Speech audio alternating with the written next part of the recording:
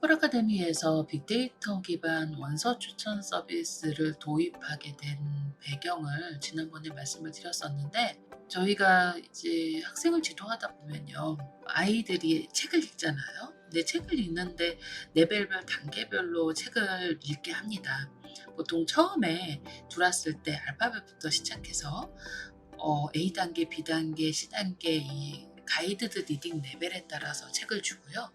아이가 스스로 영어 책을 읽을 수 있는 기준에 들어가서 떠듬떠듬 읽더라도 어느 정도 80% 정도 아이가 이해할 수 있는 기준이 되면 뭐 렉사일 레벨이나 르네상스 러닝의 AR 레벨에 맞춰서 책을 주죠. 그런데 아이들이 책을 읽을 때 어떻게 보면 이제 흥미 위주의 내가 보고 싶은 책을 읽으면서 올라가는 단계도 있겠지만, 사실 영어는 능숙하지 않은 부분이고 잘하지 않는 부분이라 학습으로 어느 정도 노력은 필요하다는 생각입니다.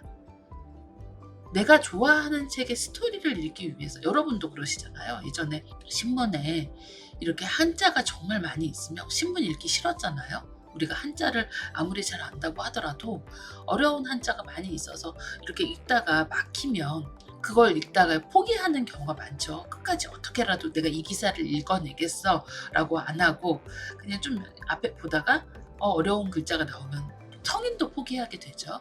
학생들도 마찬가지죠. 특히 이제 유아나 초등 단계에서 아이들이 이제 듣기를 안 하고 스스로 읽어내는 영역으로 영어 책을 읽을 때 책의 내용이 어렵게 느껴지면 읽기 싫습니다. 모르는 단어도 많고 뭔가 문장의 구조도 잘 모르겠고 그러면 아이들이 읽기 싫죠.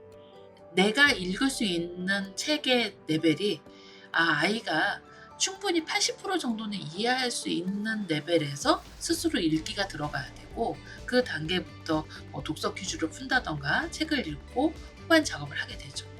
일부 이제 욕심이 많으신 분들은 아이가 잘 읽지 못하는데 학습으로 문제를 꼭 풀게 하시는 분들이 있으세요. 그래서 저희가 그러지 마시라고 많이 권해드리고, 실제로 독서 퀴즈를 어느 정도 풀 수 있으려면 아이의 레벨이 거의 1.5 이상, 그러니까 미국의 1학년의 중반 정도 이상 돼야 떠듬떠듬 읽어갈 수 있습니다. 그리고 그 레벨에서부터 미국의 한 3, 4학년 정도의 레벨까지 올라가는 렉사일로 보면 한 400, 500 정도, 그리고 SR 지수로 보면 한 3, 4점대까지는 제가 존중하며 버티는 기간이다 라고 말씀을 드리거든요. 일부에서는 존버라고 다르게 얘기를 하는데, 그 기간에 스스로 책을 읽는 과정 무던히도 노력이 필요합니다. 스스로 책을 읽는 노력이 필요한 건 왜일까요? 능숙하게 못 읽기 때문이고, 그리고 어느 정도 노력이 필요하기 때문이죠. 제가 가끔 그 얘기를 드려요. 뭐냐면 제가 아카데미를 시작하고 일을 많이 하면서 살이 좀 많이 쪘었어요. 저는 원래 어렸을 때부터 이렇게 이제 살이 있는 체질이었기 때문에 다이어트를 20대도 많이 했습니다. 그때 이제 20대를 쭉 지나오고 30대를 지나면서 다이어트를 제가 하면서 느낀 부분이 뭐였냐면, 한 번에 이번 달에 10kg를 뺄 거야 그러면 대부분 실패합니다. 그래서 제가 건강을 위해서 뭔가 관리를 하고 운동을 하자라고 생각을 하고, 다이어트의 목표를 한 달에 그냥 한 1kg, 1.5kg 이 정도로 조정을 하고 지금은 운동을 꾸준히 하고 있거든요. 그런데 그러니까 좀 스트레스도 덜 받고 나 자신한테 좀 너그러워지더라고요. 그리고 꾸준히 하는 것만 잃지 말자라는 기본적인 목표를 정했죠. 제가 이 다이어트 이야기를 말씀을 드리는 건 리딩도 마찬가지라는 겁니다. 리딩도 이렇게 욕심이 좀 있어서 우리 아이를 단기 완성으로 하겠어, 나는 1, 2년 안에 우리 아이를 영어를 맞춰버리겠어 라고 하면 일단 될 수도 없고요. 어려운 이야기입니다. 옆에 누가 저 아이는 1점대부터 시작해서 갑자기 막 7점, 8점대까지 갔어, 저렇게 매일매일 열심히 읽혀서 우리 아이도 그렇게 만들어야지 라고 생각하시면 조급해집니다. 물론 성공하시는 분도 있으시죠. 근데 그렇게 성공하는 경우 대부분은 어렸을 때 충분히 영어 듣기에 노출이 되어 있었고, 그리고 아이의 성향 자체가 뭔가 어려워도 그렇게 어려움을 못 느끼고 가는 성향일 수도 있습니다. 근데 대부분의 아이들은 어려우면 어렵다고 느끼고 하기 싫어지죠. 아이와 영어 리딩 지도를 하면서 어려우신 부분은 대부분 이런 내용입니다. 아이가 어려워하기 때문에 이걸 다 읽고 문제를 푸는 게 스트레스가 되는 거죠. 그래서 제가 고민을 하면서 제가 이제 아이들을 도서관에 왔을 때, 보통 리딩 센터를 왔을 때 데리고 지도를 하다 보면 아이가 책을 어려워해요. 이제 처음에는 좀 집중할 수 있는 환경을 만들어주고, 그리고 충분히 읽을 수 있는 레벨에서 책을 권해줍니다. 근데 이걸 쉽게 읽으면 조금 더 어려운 내용을 도전할 수 있게 해주고, 이걸 이 책을 좀 어려워하면 이거보다 좀 쉬운 책 레벨을 찾아가는 과정을 반드시 거칩니다. 근데 집에서 학부모님, 어머니들이 학습을 할 때는 이 과정이 좀 어렵게 느껴지시는 것 같더라고요. 그래서 어떻게 하면 공통적인 기준을 가지고 우리 아이의 레벨에 맞는 책을 줄 수 있을까? 이거에 대한 연구를 3년 넘게 했던 거죠. 그래서 어떤 친구는 막 도전하기 좋아하는 친구야. 이 아이의 현재 읽는 레벨보다 도전하는 레벨을 많이 주면 더 재밌어 하는 친구들이 있죠. 그런 경우의 수도 두고, 그리고 어떤 친구는 내가 확실히 알아가면서 읽어가는 걸 즐기는 과정이야. 그래서 확실히 안 다음에 조금씩 도전하게 가이드를 주는 거죠. 아이의 성향이나, 그리고 현재 아이가 읽고 있는 레벨, 그리고 환경도 매우 중요합니다. 우리가 누군가랑 만났을 때, 어떤 일을 도전할 때 가장 중요한 건요, 내가 어떤 마음을 가지고 있고 내가 어떤 성향인지 하는 겁니다. 아이들의 학습도 마찬가지죠.